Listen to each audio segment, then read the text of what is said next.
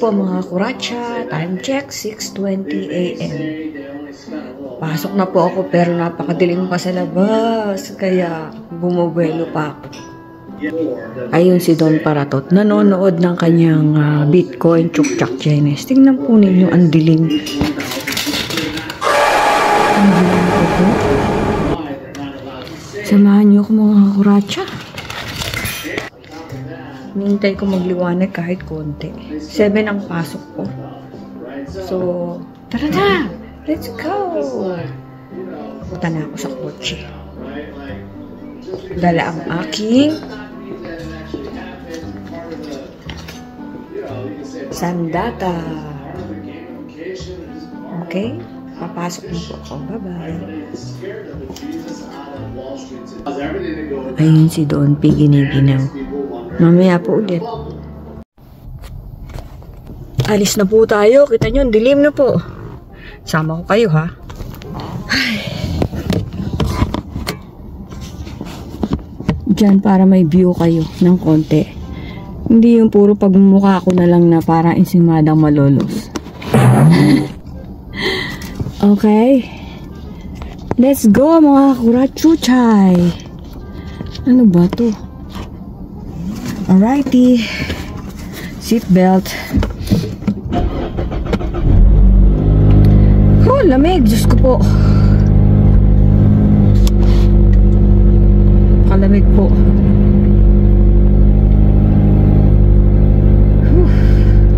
Dali lang ha.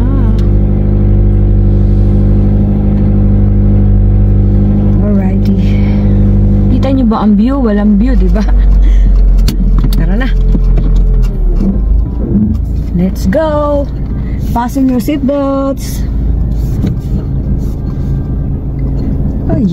Ano ba yan? Pasok na yan. Tabingi. Nagmamadali ako. Nakasalubong naman ako ng 2 tao. So, ayan. Paliwanag na rin ng konti.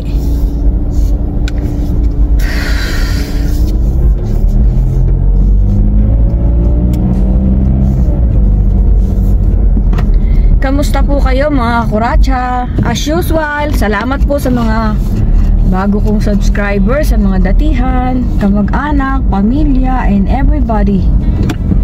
Kamusta po ang araw ninyo? Hala, ang bibilis ng mga sasakyan. Ay, kumanan ka na naman, ha?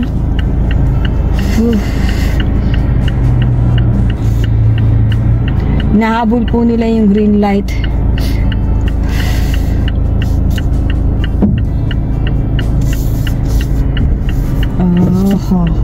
Lahat po ay nagmamadali. Baka maubos ang kalsada. Ako po ay nagmamadali rin, pero hindi masyado kasi slowly but surely medyo nadala na po tayo sa mga panyanyari. Ay. Ang lamig po, grabe. Para po ako nasa loob ng freezer. So, ayan lang po, pasyal lang tayo.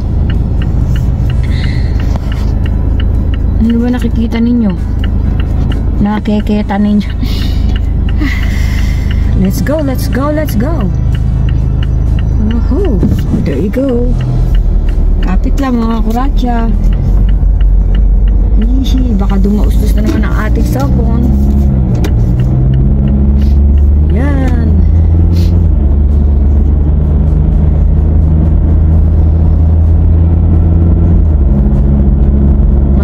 Pasok ko kay Don P. So bukas, Wednesday, bukas ang day off namin ng Thursday, tapos pasok ng Friday. So nagbawas na nga po ako ng araw para hindi masyadong mapagod. Dati Saturdays, pumapasok ako. Inalis ko na po yung Saturday, masyado kasing busy. Kaka-stress po. Aanin mo yung pera ko, nai-stress ka. Hindi po ba? So, ano lang, relax lang. Ini-enjoy ko lang po yung actually, gusto ko na umuwi ng Pilipinas eh. Ibang-iba po ang buhay ko sa Pilipinas kesa dito. Pero sa Pilipinas, di naman ako kumikita ng salapi. Dito, lagi kong sinasabi, pag masipag ka, kahit ano, mabibili mo. Kaya yung mga tao dito triple job. Masisipag po sila kasi mahilig sila mag-travel. So, yun ang iniisip ko, kung hihinto na ako mag-work at uuwi na kami ng Pilipinas. Unang-una, health-wise, wala namang insurance sa Pilipinas eh. Sa Pilipinas, hanggat di ka nagkakasakit, di ka pupunta ng ospital. Hindi po dito, regular ang check-up dahil may insurance ka.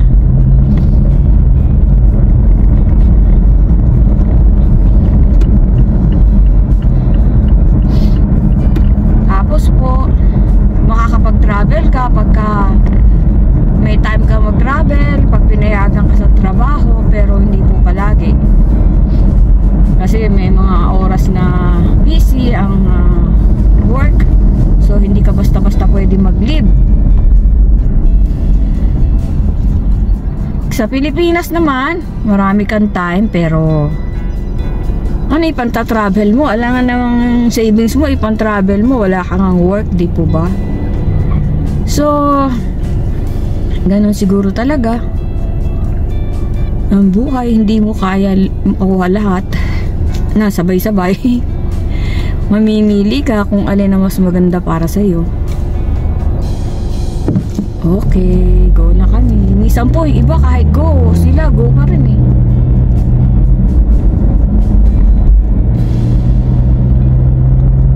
Hindi sila sumusunod sa rules, parang ako.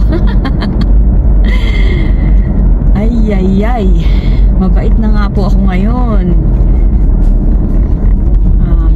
Hindi ako nakapag-upload kahapon. Pinagpahinga ko muna po yung mga manonood ko. Baka nagsasawa na sa aking pagmumukha. Ako nga po minsan na uta na rin sa panonood sa sarili ko. Pero no pain, no gain. Di po ba? Na-enjoy ko naman. Lalo na pag kumikita ka, di po ba? Hindi ganun kalaki, pero aarte ka pa ba? Kumikita ka ng ganun-ganon, enjoy mo pa. So, tuloy-tuloy lang po ang aking pag-upload. May manood, may hindi. Sigurado naman pong may manonood dahil sinusuportahan ako ng pamilya ko at ng mga kaibigan. Pero pag minsan tinitignan ko yung ibang mga content, tignan mo sila, million ang views nila, pero kung tutuusin halos hindi pinaghirapan yung content eh. Sikat na kasi sila. So, sabi ko naman, kung ibibigay sa akin, di salamat. Kung hindi naman, ibig sabihin may magandang purpose. May purpose yun, di ba be? So, ito po ang maganda naman ang panahon ngayon. Malamig lang, sobra. Pero tignan ninyo, maaliwalas po, di po ba? Kahit madilim pa. Makulimlim. Maaga pa po kasi eh. Maaga ako pumapasok eh. Maaga ang pasok ko. Gusto ko kasi makauwi agad. Dahil ang oras sa umaga ay parang mas mabilis kesa sa hapon. Hindi ka na maiinip. Mamaya konti, uwi ka na. May sweldo ka na, aarte ka pa ba? Na hindi ko naman sinweldo. Sabagay, wala naman akong work. Hindi ko kinita. May business ako dati. Hindi mo kikitain ng ganun-ganun lang sa Pilipinas kahit naluwa na yung tuka mo sa kakatrabaho. Ay. So, di po ba mabundok dito? Maganda po ang San Diego. Mahal lang po. Mahal na po lahat dito. Kung iniisip niyong mahal sa Pilipinas, mas mahal po dito. Kaya lang, ang kaibahan, meron kang pambayad kasi may trabaho ka. May kinikita ka. Lalo na, dalawa lang naman kami ni Don P. Wala naman na kami pinag-aaral. Wala na kaming sinusuportahan. Nagbibigay lang kami pag gusto namin. Di po ba? Ang mga anak naman namin ay may kanya-kanyang trabaho. So, lambing na lang po yun yung amin. Kung magbigay man kami sa mga kamag-anak. Alam niyo naman, yun nga lang, medyo napoprostrate ako kasi hindi na kami makapagbabox dahil parehas kaming hindi makapagbuhat. Alam niyo, tinututukan ako nung nasa likod. Tatampo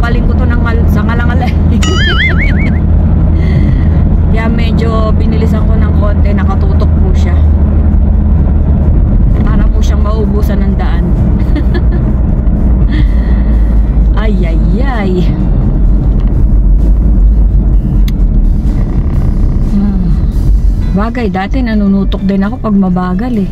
Ngayon ko naintindihan kaya sila nagbabagal dahil nahuli na sila. Siguro kamukha ko. So hanggang ngayon ay hindi pa po dumadating yung citation ko. Hanggang ngayon ay iisip-isip ka pa, meron ba talaga o wala? Sana wala na lang po, di po ba? Kaya lang nai-stress ka pag naaalala mo.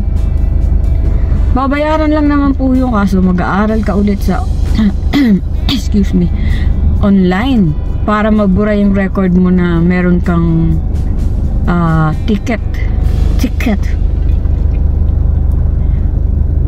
So mahaba din po ang biyahe ko, di po ba? Pero hindi naman traffic dito. 9 miles eh, di malayo din. Kung sa Pilipinas to, aabutin ka na ng ilang oras dahil traffic lagi. So dito, 15 to 20 minutes, ang dami na pong sasakyan. Ayan po, nakikita nyo yung lighthouse dun sa taas. Ayun, ganda oh.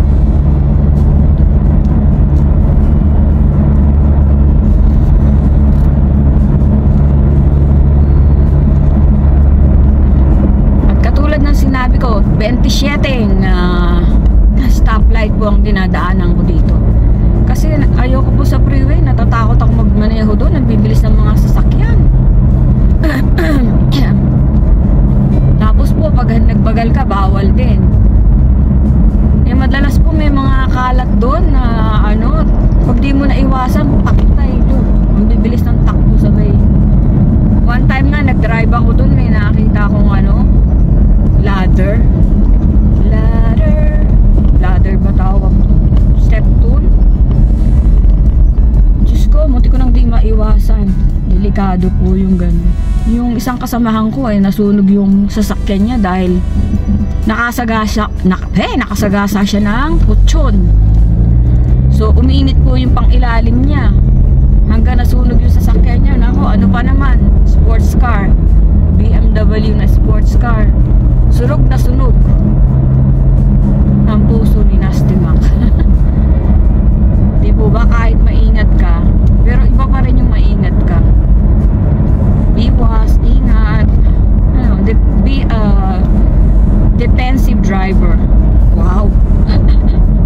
Sa Pilipinas naman, pag defensive ka, hindi ka makakaalis. Kailangan sa Pilipinas, bara-bara ka magmaneho. So, lagpas kalahati na po ang aking nababiyahe at nadadaldal. Ayan po. Pagkat na natin.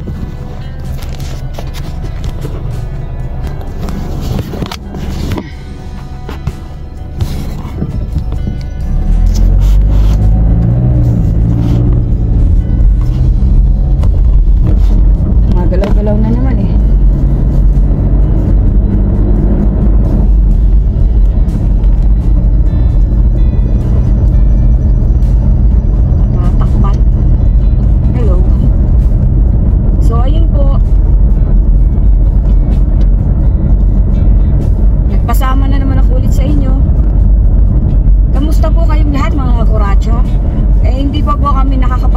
Kaya puro pang araw-araw lang ang upload ko.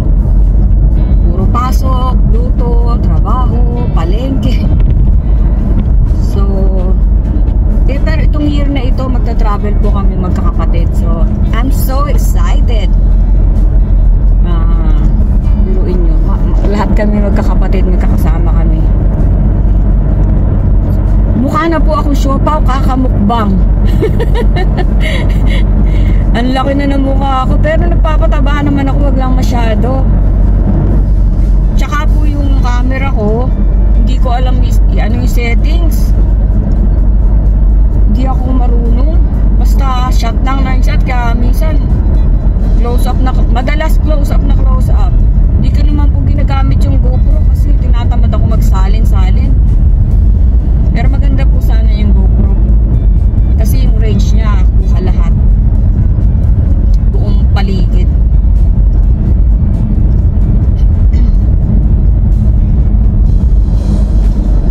So malay ninyo itong vlog ko na ito, maitanong ko ulit sa palaro natin. Siguro kung lalakas ang kita ko dito o ang sweldo ko sa YouTube, hindi lang tuwing New Year tayo magpapalaro. Masaya po kasi kaya gusto ko magpalaro palagi. Masaya na nakakatulong ka pa. Masaya din yung mga nananalo.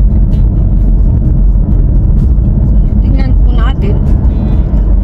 So yung mga question naman sa aking palaro ay regarding sa vlog naman. Katulad ng bakit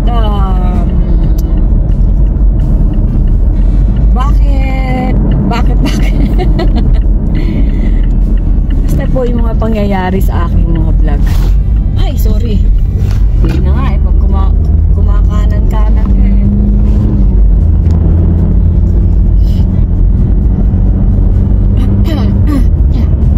bilisan mo. Atat na attach po siya.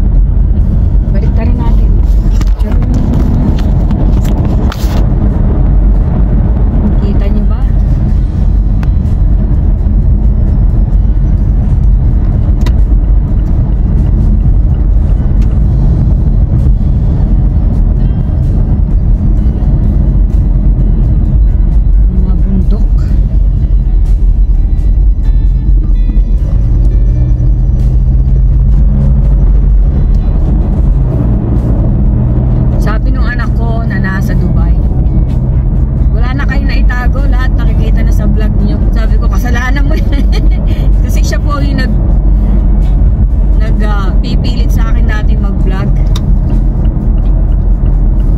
3 taon yata ako pinipilit mag-vlog kayo, mag-YouTube kayo. Ayaw. Ngayon, di niya na ako mapigilan. So, ayun, may lighthouse dito. At may mga ganda po ng mga puno nila dito. Well maintained, di po ba? Bawal kasi dito yung anong tawag doon? Pinuputol yung mga puno ng walang sa bagay sa Pilipinas din matigas lang ulo ng mga tao. So, ayan po, malapit na tayo. Giginawin naman ako doon sa labas.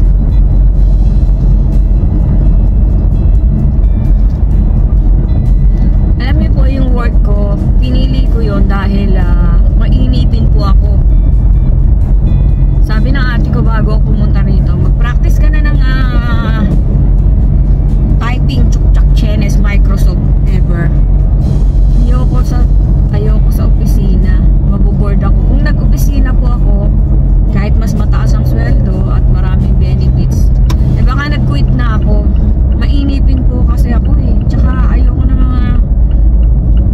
ng mga ganun. Yung basa-basa, sulat-sulat, type-type. Ayoko na po ng ganun. So dito sa trabaho ko, kahit busabos kami, busabos talaga. Opo. Okay na kahit papano, kahit mahirap, nalilibang naman ako kasi marami ako nakakasalamuhang tao. Actually, marami na ako naging kaibigan dyan sa work eh. So, okay lang. Sino ba kausap ko?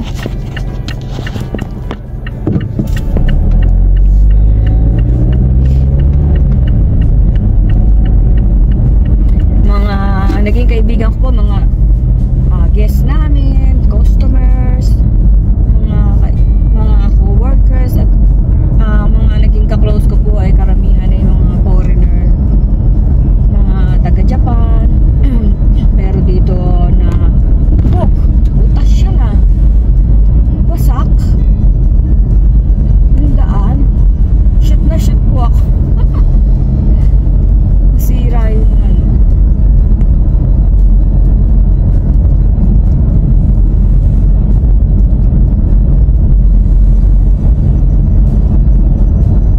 So nai-enjoy ko na minsan na i-stress ako sa work. Pero iniisip ko na lang, pumasok ka, kunin mo yung sweldo mo, umuwi ka. At i-enjoy mo yung sweldo mo. Kasi kung lagi ka sa bahay, nakatutok sa cellphone mo, aba, masakit din po sa likod at sa mata. So, ayun. Sinasamantala ko lang po yung oras na hindi po kasi ako sanay nang hindi nagmo-multitasking. Feeling ko dito ko yayaman sa ganito eh, multitasking. At isa pa, feeling ko talaga pagka nagbablog ako, papasok, nawawala yung kaba ko. Salamat po sa inyong lahat. Kahit po parang hindi totoo, di ba? Totoo po yun. Kaya po ako nagbablog para parang kasama ko kayo kahit saan na pumunta. Di po ba? Feeling ko hindi ako mag-isa sa biyahe. Nakakarating ako sa trabaho nang hindi ko na napapansin. Unlike pag mag-isa lang ako, madilim, nakabahan ako, naiinip ako, and everything. So, ayan po ngayon eh, malapit na ako sa work ko. Salamat po sa inyo. Isa pa, naipapasyal ko din yung mga tao sa Pilipinas. Nakikita nila yung mga lugar dito, kahit pa ulit-ulit. Maganda naman po, di po ba? Malinis, maganda, tahimik, sobrang tahimik. Mamisan akala mo ikaw na lang mag-isa sa mundo. Sumilip ka, walang tao. Palibasa kasi lahat ng tao dito. Kung hindi natutulog, nagtatrabaho or namamasyal. Laging wala sa bahay. Lalo na doon sa condo namin. Parang tulugan lang nila yun eh. So, one day, bibili din kami ng single detached. Sa ngayon eh, dalawa lang naman kami ni Don P, kaya pwede na sa amin yung maliit. Saktong-sakto po sa amin. Kala ko pag doon kami tumira eh, marami akong makakasalamuha eh. Tahimik po pala. Maingay lang nung may kapitbahay kaming iskandaloso tsaka iskandalosa na lagi nag-aaway. Laging may pulis po sa harap namin.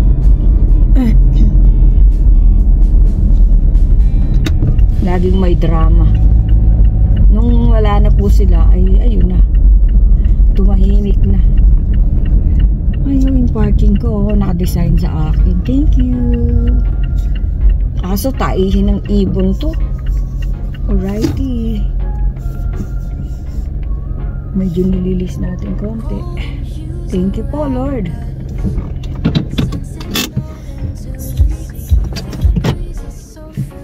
Ay, salamat po. Andito na po ako. Bye-bye po. Salamat sa pagsama sa akin.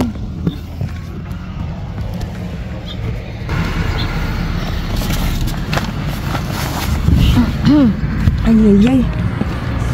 Vlog ka ng vlog. Mamaya makakalimutan mong isara yung sasakyan mo.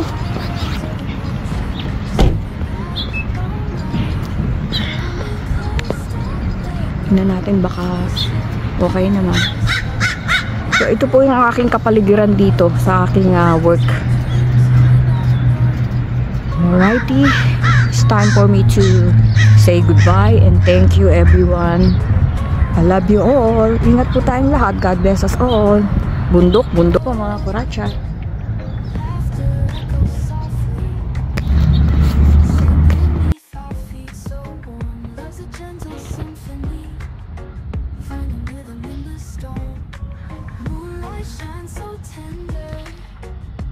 Whisper secrets to the night.